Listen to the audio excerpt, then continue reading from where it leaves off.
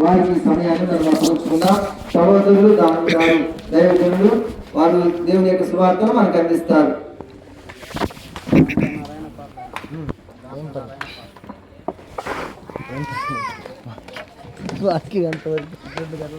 దేవునికి స్తోత్రములు.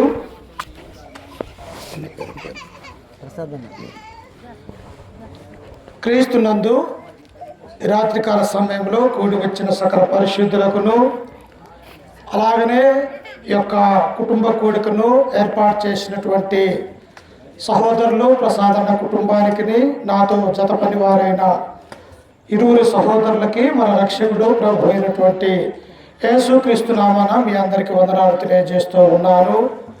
దేవుడు గడిచిన ఉదయకాల సమయం నుంచి ఈ రాత్రికాల సమయం వరకు ఆయన రెక్కల కింద భద్రపరిచి ఈ రీతిగా రాచకొండలో ఉన్నటువంటి ఈ యొక్క సంఘానికి మమ్మల్ని ఆహ్వానించినటువంటి మీ అందరికి కూడా మరొకసారి ప్రభు పేరిట వందనాలు తెలియజేస్తూ పరిశుద్ధ గ్రంథంలో నుంచి ఒక చక్కని వాక్యాన్ని మనం నేర్చుకొనబోతూ ఉన్నాం.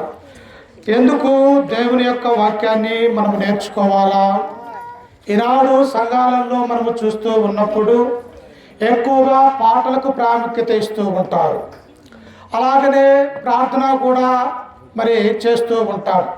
కానీ అవి అవసరమే లోకంలో ఉన్నటువంటి క్రైస్తవులకి. అలాగనే దేవుని యొక్క వాక్యము కూడా క్రైస్తవులుగా ఉన్నటువంటి మనందరికీ కూడా చాలా అవసరము అన్నటువంటి విషయాన్ని మనము జ్ఞాపకం చేసుకోవాలి. అందుకే ఒక మానవుడిగా ఉన్నటువంటి మనము భౌతికంగా బలంగా ఉండాలంటే లోకంలో ఏది అవసరమై ఉంటూ ఉన్నది? ఆహారం అనేది అవసరమై ఉంటూ ఉన్నది. అలాగనే క్రైస్తవ యొక్క జీవితంలో కూడా మనము ఆత్మ సంబంధంగా ఎదగాలి క్రీస్తులో అంటే ఏ ఆహారం అవసరమైతూ ఉన్నది? దేవుని యొక్క వాక్యమనే ఆహారం మనం భుజించాలని దేవుని యొక్క గ్రంథం మనకు సెలవిస్తూ ఉన్నది. అందుకే ఈ రాత్రికాల సమయంలో మానవుని రక్షణ కొరకు దేవుడు తన యొక్క సంకల్పాన్ని ఏర్పరిచినటువంటి వాడిగా మనము చూడబోతూ ఉన్నాం. ఎలాగా? లోకంలో ఉన్న వారందరూ కూడా ఏమని దేవుని యొక్క వాక్యం మనకు సెలవిస్తూ ఉన్నది? లోకంలో ఉన్నటువంటి ఏ మనుష్యుడు కూడా నీతిమంతుడు కాదు అన్నటువంటి సత్యాన్ని ఈ గ్రంథం మనకు సెలవిస్తూ ఉన్నది. అయితే నీతిమంతులు లేరు, ఒక్కడును కూడా లేడు అని చెప్పేసి రోమీయులకు రాసినటువంటి పత్రిక 3వ అధ్యాయము 11 నుంచి మనము చదువుకుంటూ ఉన్నప్పుడు లోకములో ఉన్నవారందరూ కూడా దేవుని యొక్క ఆజ్ఞను అతిక్రమించి పాపము చేసినటువంటి వారిగా ఈ గ్రంథం మనకు సెలవిస్తూ ఉన్నది ప్రియులారా. అయితే మాకు మానవుడు మరొక మానవుడిని పాపంలో నుండి పరిశుద్ధుడిగా చేయగలరా ప్రియులారా? ఎవరూ కూడా చేయలేరు. పాపులుగా ఉన్నటువంటి మన కొరకు ఈ లోకంలో అపరాధులుగా దేవునికి దూరమైపోతున్నటువంటి మన కొరకు తండ్రి తన యొక్క చిత్తములో ఏం జరిగించాడంటే తను ఒక్కగానొక్క కుమారుడైనటువంటి యేసుక్రీస్తు వారిని ఈ లోకానికి ఆయన పంపించినటువంటి వాడిగా మనము చూస్తూ ఉన్నాం. నిజంగా యేసుక్రీస్తు వారి యొక్క లోకానికి రాకపోతే యేసుక్రీస్తు వచ్చి ఆయన తన యొక్క మరి శరీరాన్ని అలాగనే తన యొక్క ఆత్మని మన కొరకు ఆ కలవరిగిరిలో సమర్పించకపోతే, ఆయన మరణించి సమాధి చేయబడి తిరిగి లేపబడకపోతే మన యొక్క జీవితాలు పూర్తిగా నరకంలోనికి వెళ్ళే అన్నటువంటి విషయాన్ని మనం ఆలోచన కలిగి ఉండాలి. అయితే క్రీస్తులోనికి ఎలాగూ రావాలా? ఒక మనిషి ఎలాగా దేవుని యందు భయభక్తులు కలిగి ఉండాలా?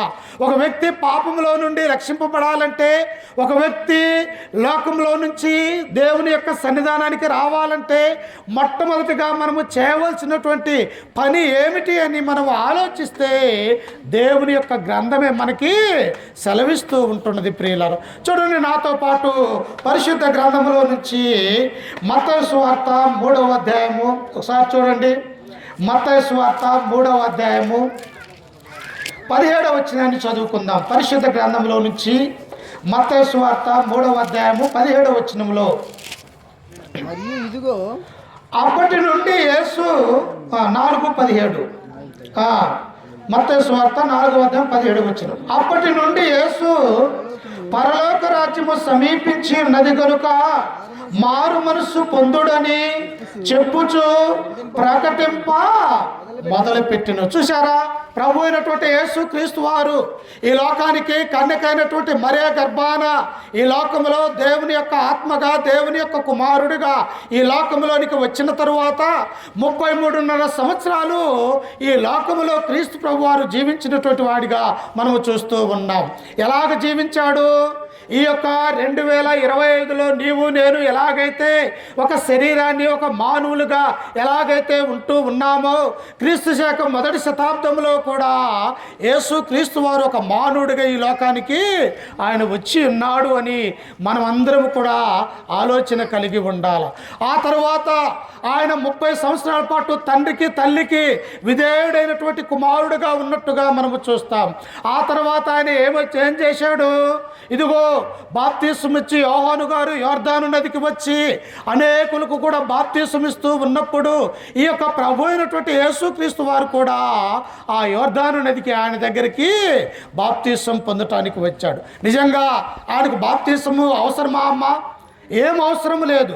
ఆయన ఒక పరిశుద్ధుడు, దేవుని యొక్క కుమారుడు, పరలోక రాజ్యంలో నుంచి ఈ యొక్క భూలోకంలోనికి పంపబడినటువంటి వ్యక్తి. కానీ ఎందుకు ఆయన బాప్తీసము పొందవచ్చినప్పుడు ఆ యొక్క యోహాను ఏమన్నాడు?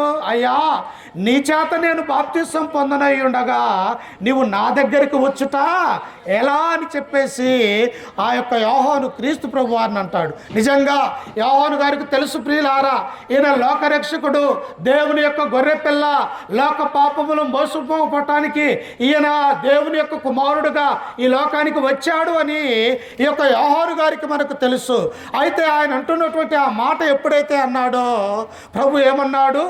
ఇదిగో నీతి యావత్తు ఇప్పటికి కానిమ్ము, నీతి యావత్తు ఇలాగును జరగాల. అంటే మొదటగా నేను సరిగా ఉండాలా, మొదటగా నేను ఎలాగైతే మీకు మాదిరిగా చూపించాలా, మొదటగా నన్ను నేను తగ్గించుకొని లోకములో బాప్తిసం అనే కార్యక్రమాన్ని పొందుకోవాలా. అప్పుడు తర్వాత ఉన్నటువంటి జనులు ఏం చేస్తారు?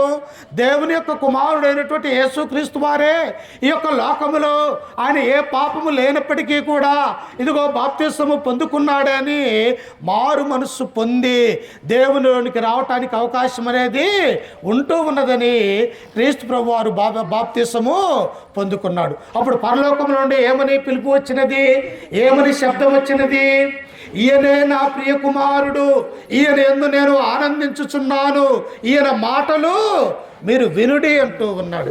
ఏం చేయాలంట? మనము ఈ లోకములో పరిశుద్ధులుగా ఉండాలంటే, దేవుని యొక్క కుమారులుగా కుమార్తెలుగా ఈ లోకంలో మనం పిలువబడాలంటే మొట్టమొదటిగా మనం ఏం చేయాలా? దేవుని యొక్క మాటలు వినాల ప్రియులారా. దేవుని యొక్క మాటలు అంటే ఆయన యొక్క వాక్యమే. ఈ పరిశుద్ధ గ్రంథంలో ఉన్నటువంటి ఆ నీతిమైనటువంటి ఆయన యొక్క వాక్యాన్ని ఈ లోకంలో ఉన్నటువంటి మానవులుగా మనం ఏం చేయాలా?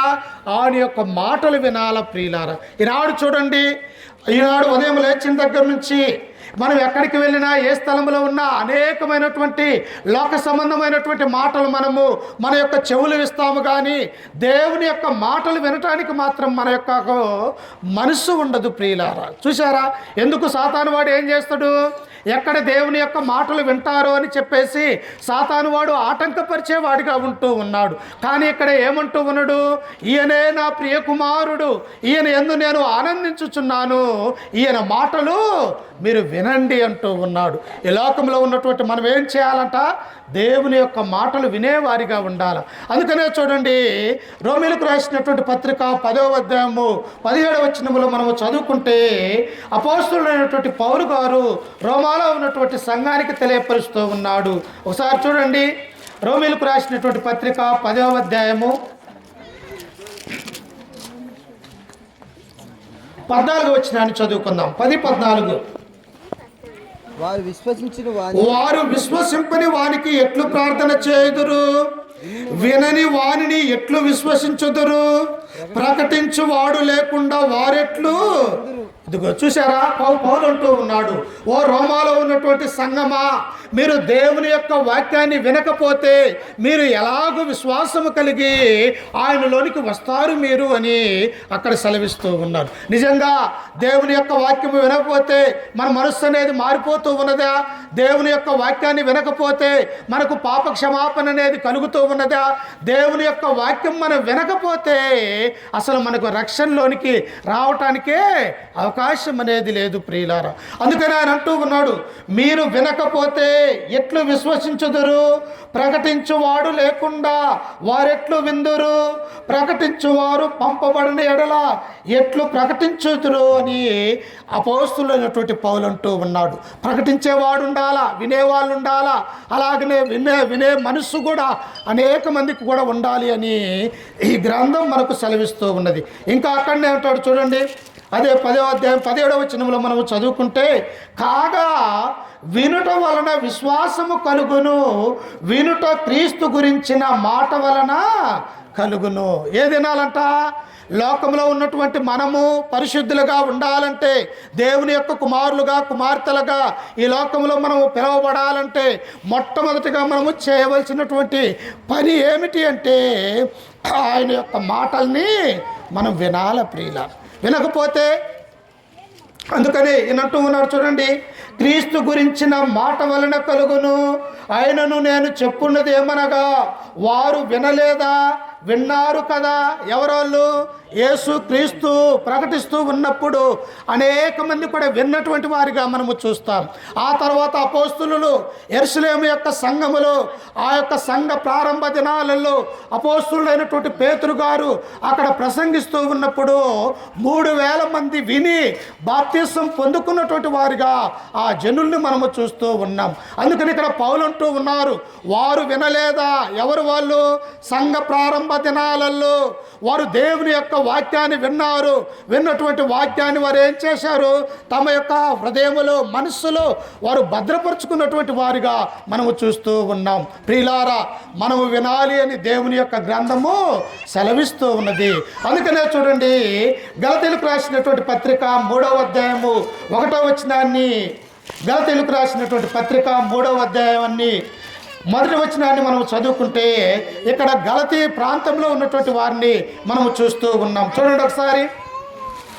అవివేకులైన గలతీయులారా, మిమ్మల్ని ఎవడు భ్రమపెట్టెను?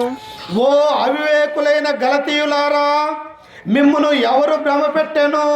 సిలువ వేయబడిన వాడైనట్టుగా యేసు క్రీస్తు మీ కన్నుల ఎదుట వర్ణింపబడిన కదా. ఈ గలతీ ప్రాంతంలో ఉన్నటువంటి వారు ఏం చేస్తూ ఉన్నారంటే, మొదట దేవుని యొక్క వాక్యాన్ని విన్నారు. వాళ్ళు విని మారు మనసు పొంది పౌలు గారిని, పౌలుతో పాటు ఉన్నటువంటి బృందాన్ని, తమ యొక్క కుటుంబాలలో వారు దేవుని యొక్క వాక్యాన్ని విని మారు మనసు పొంది బాప్తిసం పొంది రక్షింపబడ్డటువంటి వారిగా మనము చూస్తాం. కానీ ఎప్పుడైతే ఇదిగో లోక సంబంధమైనటువంటి ఒక ఆచారాలు వచ్చినాయో, ఎప్పుడైతే యూదులు ఆ ప్రాంతానికి వచ్చి ఇదిగో సున్నతి మీరు పొందాలా, సున్నతి పొందకపోతే మీకు రక్షణ లేదు అని వారు ఎప్పుడైతే అబద్ధ బోధ చేశారో వెంటనే ఏమైపోయారంటమ్మా, వారు పూర్తిగా వాళ్ళు 2 రకాలైనటువంటి మనుషులుగా తయారైపోయినట్టుగా మనము చూస్తాం. ఈనాడు చూడండి, సత్య సంబంధమైనటువంటి దేవుని యొక్క వాక్యాన్ని వినాలంటే ఎవరు కూడా వినలేనటువంటి వారిగా ఉంటూ ఉన్నారు. అదే కల్పనా కథలు, అలాగనే ఉపమానాలు, లేకపోతే అనేక విషయాలలో భౌతిక సంబంధమైనటువంటి విషయాలు బోధిస్తూ ఉన్నప్పుడు అనేక మంది వినేవారిగా ఉంటూ ఉన్నారు. అందుకని ఇక్కడ పౌలు అంటూ ఉన్నాడు, ఓ అవివేకులైన గలతీయులారా, మిమ్మల్ని ఎవడు భ్రమ పెట్టెను? సిలువ వేయబడిన వాడైనట్టుగా యేసు క్రీస్తు మీ కన్నుల ఎదుట వర్ణింపబడిన కదా. ఇది మాత్రమే మీ వలన తెలుసుకొని కోరుచున్నాను, ధర్మశాస్త్ర సంబంధ క్రియల వలన ఆత్మను పొందితిరా, విశ్వాసముతో వినుట వలన పొందితిరా. చూసారా ఎలా పొందుకున్నారు మీరు? ధర్మశాస్త్ర సంబంధమైనటువంటి క్రియల వలన కాదు. ఇదిగో యేసు క్రీస్తు వారు మీ కన్నుల ఎదుట ఆయన గురించి వర్ణింపబడిన కదా. యేసుక్రీస్తు వారి యొక్క లోకములానికి వచ్చినప్పుడు, ఆయన యొక్క శిలువ మరణాన్ని పొందుతూ ఉన్నప్పుడు ఆయన పడ్డటువంటి శ్రమలు, ఆనాడు ఉన్నటువంటి మీరు అందరూ కూడా యెరూషలేములో ఆయన పడుతున్నటువంటి ఆ శ్రమలను మీరు కన్నులారా చూశారు కదా. చూసినటువంటి వారిలో మీరు కూడా ఈ గలతీ ప్రాంతంలో ఉన్నవారు ఉన్నారు కదా. అయితే మీరెందుకు అబద్ధ బోధ వైపు మళ్ళారు అని చెప్పేసి పౌలు వారిని హెచ్చరిస్తూ ఉన్నారు. ప్రియులారా, నిజంగా మనము కూడా ఏం చేయాలా? దేవుని యొక్క వాక్యము సత్యమైనదని నమ్మాలా. యేసుక్రీస్తు వారిని మన సొంత రక్షకుడిగా అంగీకరించే వారిగా ఉండాలి.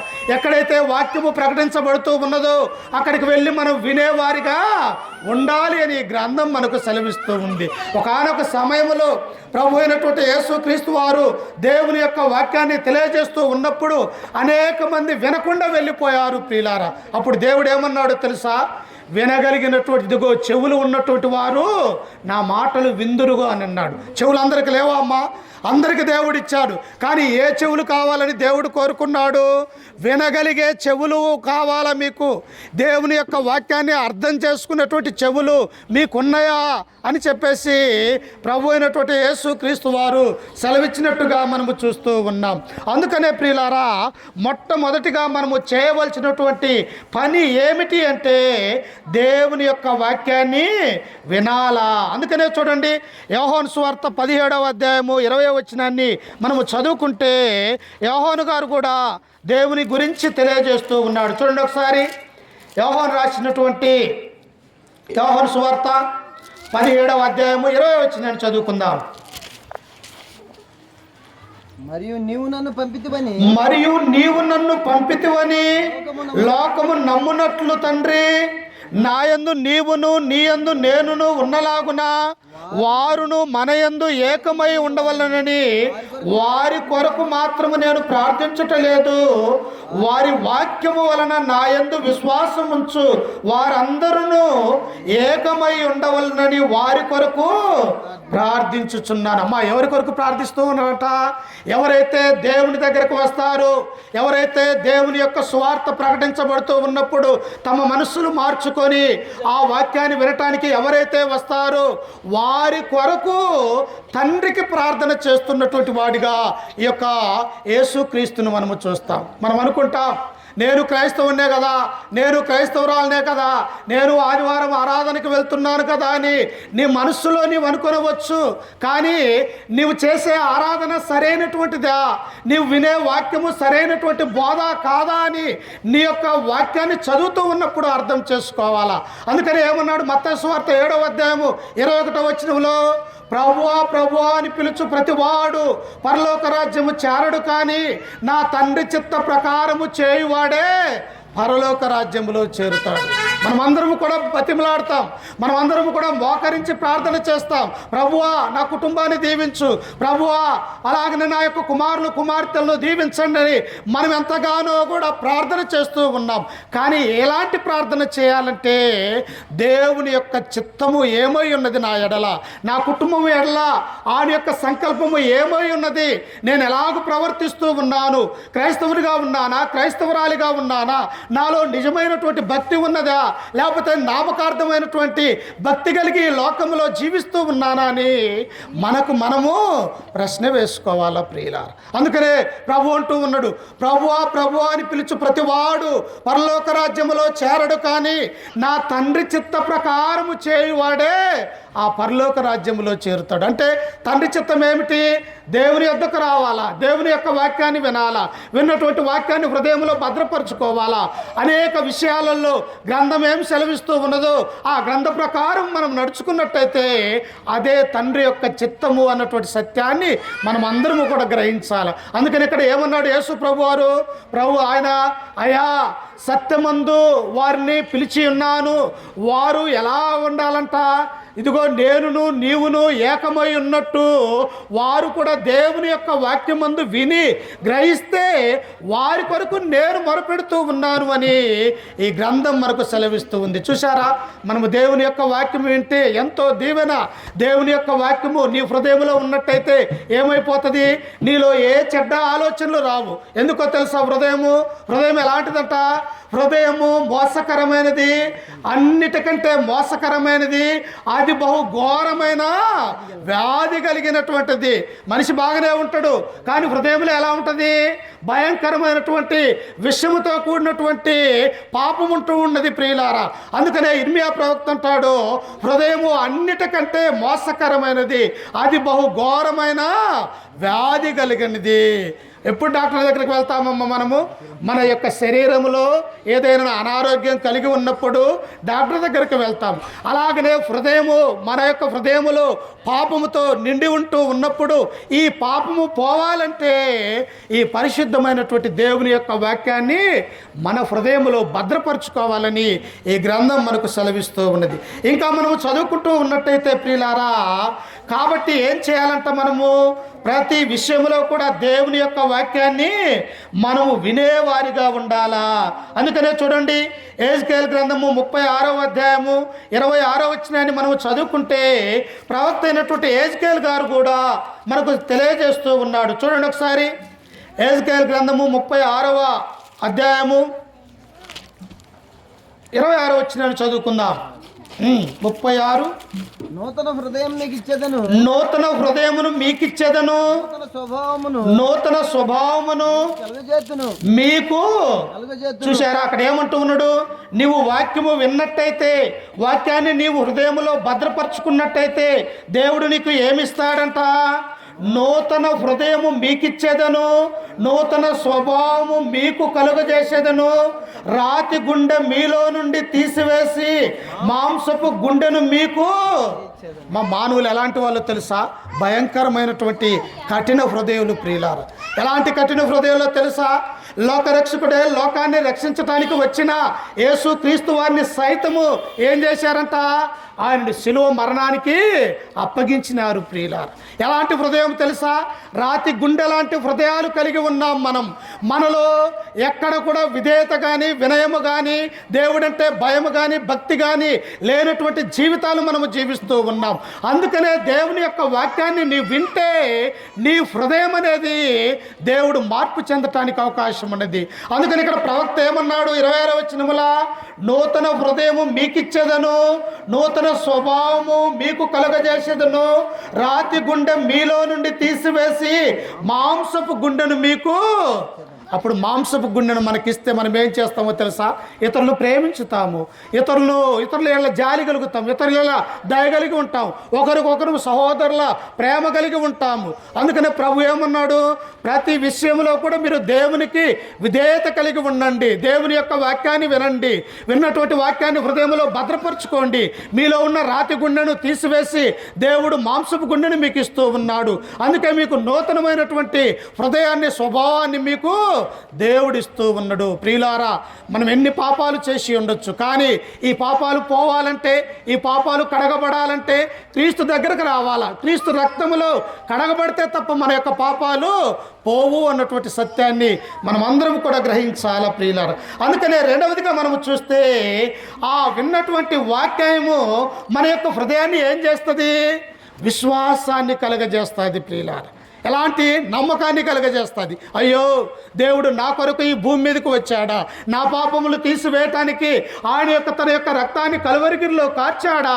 ఇదిగో నా కొరకు ఇన్ని శ్రమలు యేసుక్రీస్తు వారు అనుభవించాడా అని నీ హృదయములో ఎప్పుడు విశ్వాసం కలిగి ఉంటావంటే, దేవుని యొక్క వాక్యాన్ని విన్నప్పుడు నీకు విశ్వాసం అనేది కలుగుతుంది అన్నటువంటి సత్యాన్ని ఇక్కడ మనం చూస్తూ ఉన్నాం. అందుకని ఆయన ఏమన్నాడు చూడండి, హెబ్రీయులకు రాసినటువంటి పత్రిక 11వ అధ్యాయం 6వ వచనాన్ని మనం చదువుకుంటే, విశ్వాసము ఆనాడున్నటువంటి పెద్దలు, ఆనాడున్నటువంటి ప్రవక్తలు, ఆనాడున్నటువంటి రాజులు, ఆ యొక్క గ్రంథమంతా కూడా, అధ్యాయమంతా కూడా వారితో నిండిపోయి ఉంటూ ఉన్నది ప్రియులారా. ఒకసారి చూడండి, హెబ్రీయులకు రాసినటువంటి పత్రిక 11వ అధ్యాయము 1వ వచనాన్ని మనం చదువుకుందాం. విశ్వాసమనున్నది నిరీక్షింపబడు వాటి యొక్క నిజ స్వరూపమును అదృశ్యమైనవి ఉన్నట్టుకు రుజువై ఉన్నది. పరలోక రాజ్యాన్ని మీరు చూశారా? లేకపోతే నేను చూశానా అమ్మా? ఎవరము కూడా చూడలేదు. కానీ ఎందుకు ఈ రాత్రికాల సమయంలో ఈ సహోదరుల యొక్క కుటుంబంలో చేరి ఆయన యొక్క సన్నిధానంలో ఎందుకు ఉన్నాము? ఇదిగో నా కొరకు దేవుడు పరలోక రాజ్యం అనేది, నిత్య రాజ్యం అనేది ఆయన ఉంచి ఉన్నాడు. ఈ లోకంలో నా ప్రాణము, నా శరీరం ఉండగానే ఆయన యందు నేను విశ్వాసము కలిగి ఉండాలని అన్నది మన యొక్క విశ్వాసము నమ్మకము అలాగుండాలంటూ ఉండేది. అందుకని ఆయన ఏమంటూ ఉన్నాడు, విశ్వాసం అనున్నది నిరీక్షింపబడు వాటి యొక్క నిజ స్వరూపమును అదృశ్యమై ఉన్నవనుటకు రుజువై ఉన్నది. ఏవైతే అదృశ్యము కలిగి ఉన్నాయో యేసుక్రీస్తు వారు చెప్పారు. ఏమన్నాడు? యోహాను సువార్త 14వ అధ్యాయం మొదటి నుంచి మనము చదువుకుంటే, మీ హృదయములను కలవరపడనీయుకుడి, ఇదిగో దేవుని యందు విశ్వాసం ఉంచుతున్నారు, నా యందును మీరు విశ్వాసం ఉంచి, ఇదిగో నేను ఇప్పుడే ఆ యొక్క పరలోక రాజ్యానికి వెళ్తూ ఉన్నాను. ఎందుకు వెళ్తూ ఉన్నానో తెలుసా? మీకు స్థలమును సిద్ధపరచటానికి ఆయన వెళ్తూ ఉన్నాడు. చూసారా ప్రియులారా, నీకు ఇక్కడ స్థలం లేకపోవచ్చు. ఒకానొక దశలో ఒక యవనస్తుడు క్రీస్తు దగ్గరకు వచ్చి ఏమంటాడు, అయ్యా నీవెక్కడికి వెళ్ళినా నీ వెంబడే వచ్చేదను, నీవెక్కడ పడుకుంటే అక్కడ పడుకుంటా, ఎక్కడికి ప్రయాణం చేస్తే అక్కడికి వెళ్తానని క్రీస్తు ప్రభు అన్న యవనస్తుడు అడిగినప్పుడు ఆయన ఏమన్నాడో తెలుసా? నక్కలకు బొరేలుండును, ఆకాశ పక్షులకు గూళ్ళుండును, మనిషి కుమారుడు నివసించటానికి స్థలము లేదు ప్రియులారా. ఎందుకంటే మనుషులు స్వార్థపరులు, మనుషులు ధనాపేక్షములో కలిగిన వారు, మనుషులు బెంకములాడువారు, మనుషులు అబద్ధమాడేవారు, దేవుని గురించినటువంటి సత్యము తెలియనటువంటి వారిగా ఈనాడు లోకములో ఉన్న ప్రజలు ఉంటూ ఉన్నారు. అందుకని గ్రహించినటువంటి దేవుడు ఏమన్నాడో తెలుసా? ఇదిగో నక్కలకు వాటిని జీవించటానికి నివసించటానికి వాటికి బొరేలు ఉన్నాయి, ఆకాశ పక్షులు వాటికి గూళ్ళు ఉన్నాయి, కానీ లోకాన్ని సృష్టించిన సృష్టికర్తకి ఏమి లేదంట, ఆయనకు స్థలము లేదు. ఉన్నది ప్రియులారు, ఉన్నదమ్మ స్థలము. ఆయన యొక్క పుట్టుక ఎక్కడ? ఒక పశువుల పాకలు, పశువుల యొక్క తొట్టులు. ఆయన పెరిగినది ఎక్కడ? ఆయన పుట్టింది బెత్లెహేములో పుట్టినప్పటికీ కూడా పెరిగిందంతా కూడా గలిలయ దేశంలో ఉన్నటువంటి నజరేతు ప్రాంతంలో పెరిగినటువంటి వాడిగా మనము చూస్తాం. కానీ ఆయన మరణించిన తరువాత ఆయనను పాతి పెట్టడానికి కూడా స్థలం అనేది లేదు ప్రియులారా. వేరొకరికి తొలిచినటువంటి సమాధిలో ఆయన్ను పెట్టి ఉన్నాడు. చూసారా, ఆయన మాట ఎలాంటిదో తెలుసా? సత్య సంబంధమైనటువంటి మాట. అందుకని యోహాను సువార్త 17వ అధ్యాయం 17వ వచనం ఏమంటాడు? సత్యమందు వారిని ప్రతిష్ఠించుము, నీ వాక్యమే, ఈ వాక్యము సత్యమైనటువంటిది, నీ నా జీవితాలను మార్చగలిగినటువంటి మేలు కలిగినటువంటి వాక్యము. అందుకనే ఇక్కడ ఏమంటూ ఉన్నాడంటే, విశ్వాసము నీకు ఉండాలా. అయితే ఆ విశ్వాసం ఎలా ఉండాలా? ఇతరులు ఏదన్నా చెప్పినా, ఇతరులు ఏదన్నా నీలో క్రీస్తులో నుండి తొలగించాలని చూసినా నీవు నమ్మకము కలిగి ఉండాలా ప్రియులారా. అందుకని 6వ వచనంలో మనం చదువుకుంటే చూడండి, పౌలు అక్కడ అంటూ ఉన్నాడు, విశ్వాసము లేకుండా దేవునికి ఇష్టడై ఉండుట అసాధ్యము. మనం ఏముండాలంట? మనకేముండాలంట? విశ్వాసం ఉండాలా. నేను దేవుని యొక్క సన్నిధానానికి వెళ్తే నా కుటుంబాన్ని దేవుడు ఆశీర్వదించగలడు. నేను దేవుని యొక్క వాక్యాన్ని వింటే నా యొక్క మనస్సు మార్చుకోగలను. నేను దేవుని యొక్క సన్నిధానంలో పెరిగితే నా యొక్క కుమారులు కుమార్తెలకి మాటలు చెప్పి నేను మార్చగలను. అలాగనే నేను దేవుని యొక్క సన్నిధానంలో ఆయన యొక్క మాటలు విని నా హృదయంలో భద్రపరుచుకుంటే ఇంటికి వెళ్ళిన తర్వాత నా భర్తకు చెప్పుకొని నా భర్తను క్రీస్తులోనికి నడిపించగలను అన్న విశ్వాసము ప్రతి స్త్రీ పురుషులలో ఉండాలని ఈ గ్రంథం మనకు సెలవిస్తూ ఉన్నది. అందుకని ఆయన ఏమంటూ ఉన్నాడు? విశ్వాసము లేకుండా దేవునికి ఇష్టడై ఉండుట అసాధ్యము. విశ్వాసం అంటే నువ్వు దేవుని సన్నిధానానికి రావాలా. విశ్వాసం అనేది ఉంటే నువ్వెంత పని ఉన్నప్పటికీ కూడా ఆ పనిని పక్కన పెట్టి లోకరక్షకుడైనటువంటి క్రీస్తు యొక్క మాటలు వినటానికి మన యొక్క సమయాన్ని ఇవ్వాలా ప్రియులారా. ఎందుకో తెలుసా ప్రియులారా, ఈనాడు ఎక్కడ చూసినా భయంకరమైనటువంటి స్థితిగతులు ఉంటూ ఉన్నాయి. ఈనాడు కాదు, ఆనాడు కూడా అనేకమైనటువంటి భయంకరమైనటువంటి స్థితులు ఉన్నాయి. అందుకనే ఎఫెసీయులకు రాసినటువంటి పత్రిక 5వ అధ్యాయం 15వ వచనంలో అంటాడు, దినములు చెడ్డవి కనుక మీరు సమయమును పోనీయకూడదు ప్రియులారా. ఈ దినాన ఉన్నటువంటి వారు రేపటి దినాన లేనటువంటి వారిగా మనము చూస్తాం. మనకున్న ముందే అనేకమైనటువంటి విధాలుగా ఎన్నో శ్రమలు అనుభవిస్తున్నటువంటి వారిగా మనము చూస్తూ ఉన్నాం. అందుకనే దేవుడు ఏమంటూ ఉన్నాడు? దినములు చెడ్డవి గనుక మీరు సమయమును పోనీయక సద్వినియోగము చేసుకొనుచు అజ్ఞానుల వలె కాక జ్ఞానుల వలె ఏం చేయాలట? జ్ఞానుల వలె నడుచుకోవాలి. జ్ఞానం ఎలా వస్తుంది? దేవునిలోనికి వస్తే వస్తుంది. జ్ఞానం ఎలా వస్తుంది? దేవుని యొక్క వాక్యాన్ని వింటే జ్ఞానం వస్తుంది. నీ కుటుంబము ఆశీర్వదించబడాలంటే నీవు ఎక్కడికి వెళ్ళాలా? దేవుని సన్నిధానానికి వెళ్ళి దేవుని యొక్క మాటలు వింటూ ఉన్నప్పుడు నీ కుటుంబం ఆశీర్వదించబడుతుంది అన్నటువంటి సత్యాన్ని మనం గ్రహించాలి ప్రియులారా. అందుకని రెండవది ఏముండాలంటే విశ్వాసము కలిగి మనము జీవించాలా అని దేవుని యొక్క గ్రంథం మనకు సెలవిస్తూ ఉన్నది. అందుకనే చూడండి, ఇంకా మనం చూస్తూ ఉన్నప్పుడు యోహాను సువార్త 20వ అధ్యాయము ఒకసారి చూడండి. యోహాను సువార్త 20వ అధ్యాయము 30వ వచనాన్ని మనం చదువుకుందాం. ఎందుకు విశ్వాసం కలిగి ఉండాలో అన్నటువంటి 20వ అధ్యాయము 30వ వచనం. మరియు అనేకమైన ఇతర సూచక్రియలను యేసు తన శిష్యుల ఎదుట చేసెను. అవి ఈ గ్రంథమందు వ్రాయబడి ఉండలేదు కానీ యేసు దేవుని కుమారుడైన క్రీస్తు అని మీరు నమ్మునట్లు, నమ్మి ఆయన నామమందు జీవం పొందినట్లును ఇవి వ్రాయబడిను. నీ నమ్మకం ఎలా ఉండాలా? దేవుడు నాకు కనిపించలేదు కదా, నాతో మాట్లాడలేదు కదని నీవు అవిశ్వాసం కలిగి ఉంటావేమో. అలాంటి అవిశ్వాసం కలిగి ఉండకూడదు. ఎందుకో తెలుసా? దేవుడు తన మాట్లాడినటువంటి ప్రతి మాట కూడా ఈ గ్రంథములో 40 మంది ప్రవక్తల ద్వారా పరిశుద్ధాత్మ ద్వారా ప్రేరేపింపబడి మనకు 1600 సంవత్సరాలు రాసి ఈ గ్రంథాన్ని నీ నా చేతికి అనుగ్రహించాడు. ఇంకేం కావాలా? యేసుక్రీస్తు వారు ఆయన చేసినటువంటి అద్భుతాలు, సూచక్రియలు మన కళ్ళ ఎదుట ఉన్నట్టే ఈ గ్రంథంలో రాసినటువంటి భక్తులను మనము చూస్తూ ఉన్నాం. అందుకనే నీ యొక్క విశ్వాసం ఎలా ఉండాలని దేవుడు కోరుకుంటూ ఉన్నాడంట.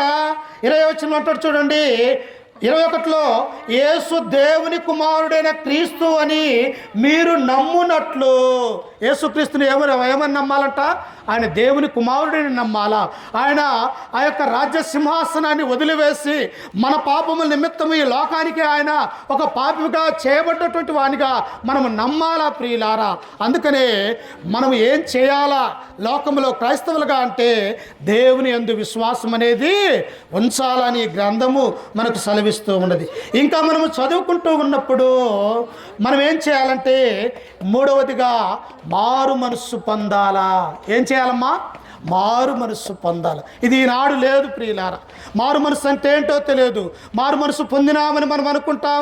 మళ్ళీ ఉదయాన్నే లేచిన దగ్గర నుంచి భౌతిక సంబంధమైనటువంటి అనేక చెడ్డ మాటలు మన యొక్క నోట్లో నుండి వస్తూ ఉంటాయి. కానీ క్రీస్తులో మారు మనస్సు పొందినటువంటి వ్యక్తి క్రీస్తు వలె జీవించాలన్నటువంటి సత్యాన్ని ఈ గ్రంథం మనకు సెలవిస్తూ ఉంది. అందుకని ఏం చేయాలా? మనం అందరం కూడా మారు మనస్సు పొందేవారిగా ఉండాలా.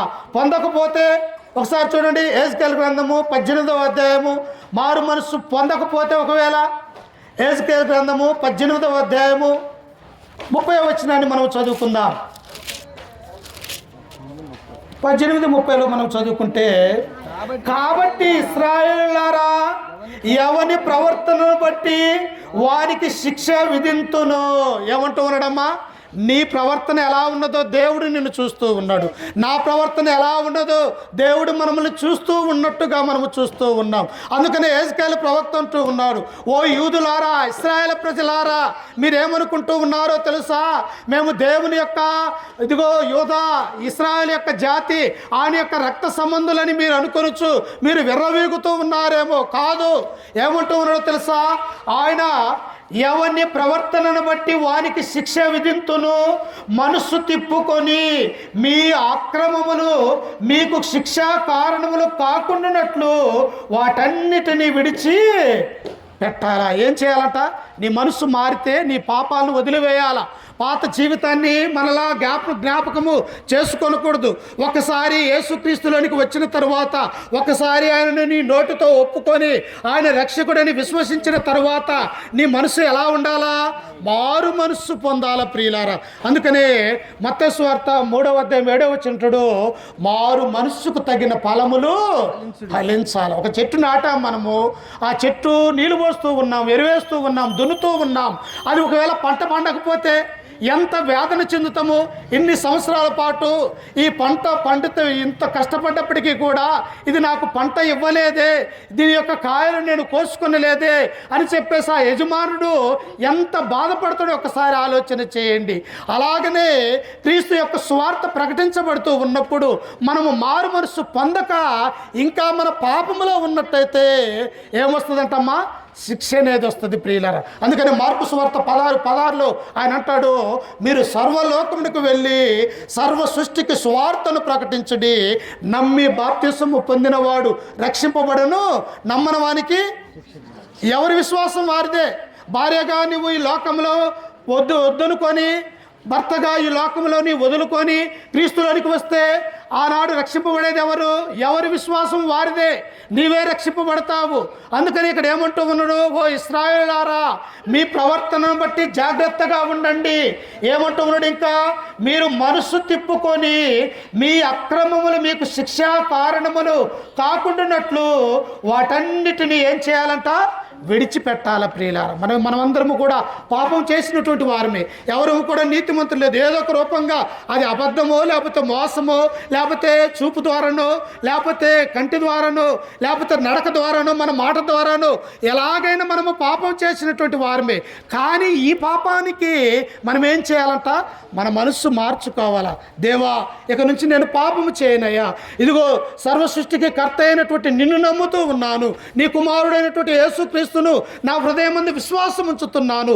ఇక నుంచి నేను మారు మనసు పొంది నీ యొక్క బిడ్డగా, నీ యొక్క కుమార్తెగా, కుమారుడుగా, నీ యొక్క కుటుంబముగా ఈ లోకంలో నడుచుకుంటానని మనం అందరం ఏం చేయాలంట, మారు మనస్సు కలిగి ఉండాలి. అపోస్తులైనటువంటి పేతురు యెరూషలేములో 14 దేశాల వారు అక్కడ ఉంటే ఆయన ఏమన్నాడో తెలుసా? అపోస్తుల కార్యములు 2వ అధ్యాయము 37వ వచనములో మనము చదువుకుంటే ఏమన్నాడు ఆయన? చూడండి ఒకసారి.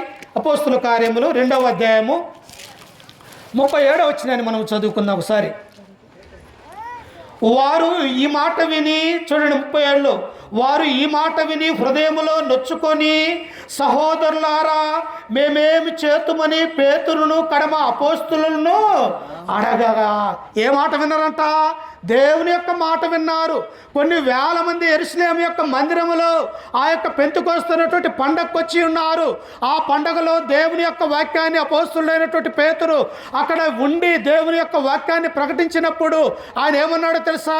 మీరు సిలువ వేసిన యేసునే దేవుడు ప్రభువుగాను క్రీస్తుగాను నియమించను, ఇది ఇశ్రాయేలు వంశమంతయు రూఢిగా తెలుసుకోవాలని అన్నప్పుడు వారి గుండెలు పగిలిపోయినాయి ప్రియులారు. ఏంటి, ఇదిగో ఇన్ని సంవత్సరాల పాటు మా మధ్యలో ఉండి సూచక్రియలు, అద్భుతాలు ఆయన ద్వారా మేము లబ్ధి పొంది, ఆయన ద్వారా ఇంత కృప ఉన్నప్పటికీ కూడా ఇదిగో ఆయనను మేము నమ్మలేకపోతేమే, ఆయన శిలువ మరణానికి అప్పగించితమే, ఈ కన్నులారా ఆయన చూసామే, ఈ చేతులతో ఆయనను తాకినామే, కానీ మా యొక్క హృదయం అనేది మారు మనసు పొందలేదే అని వారందరూ కూడా ఏమైపోయారంటే గుండెలు పగిలిపోయినాయి ప్రియులారా. ఎందుకు పగులుతాయమ్మా? నీ మనస్సు దేవునిలో ఉన్నప్పుడు, అయ్యో నేను చేస్తున్నది పాపమే, నేను దేవునికి వ్యతిరేకంగా జీవిస్తూ ఉన్నానా, లేకపోతే దేవుని చిత్త ప్రకారము నేను నడుచుకుంటూ ఉన్నానా అని నీ హృదయం ఆలోచిస్తున్నప్పుడు నీ గుండెలు మారు మనసు పొందటానికి అవకాశం ఉన్నది. అందుకని ఆయన ఏమన్నాడు కింద వచనములో చూడండి ఒకసారి. ఇదిగో పేతురును కడమ అపోస్తులను అడగగా, పేతురు మీరు మారు మనస్సు పొంది పాప క్షమాపణ నిమిత్తము ప్రతివాడు యేసు క్రీస్తున నామమున బాప్తిసము పొందాల. ఇది రక్షణమ్మ. ఏంది రక్షణ? దేవుని యొక్క మాటలు వినాలా, విన్నటువంటి వాక్యాన్ని హృదయంలో విశ్వసించాలా, ఆ తర్వాత యేసుక్రీస్తు వారిని దేవుని యొక్క కుమారుడని నీవు విశ్వసించి ఆయనను ఒప్పుకోవాలా, ఆ తర్వాత 4వదిగా మారు మనస్సు అనేది పొందాలా. ఇక్కడ 3000 మంది మారు మనస్సు పొంది వారేమన్నారో తెలుసా? అయ్యా మేమేం చేయాలయ్యా, మేము ఎలా మారు మనస్సు పొందాలా, మేము ఎలా దేవుని నమ్ముకోవాలా అని ఆయనను అడిగినప్పుడు ఆయన ఏమన్నాడో తెలుసా?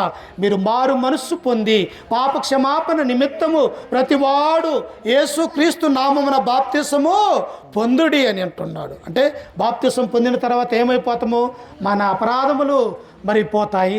ఆ యొక్క బాప్తిస కార్యక్రమం ద్వారా మన యొక్క పాప జీవితము ఈ లోకంలో కలిసిపోతూ ఉన్నది.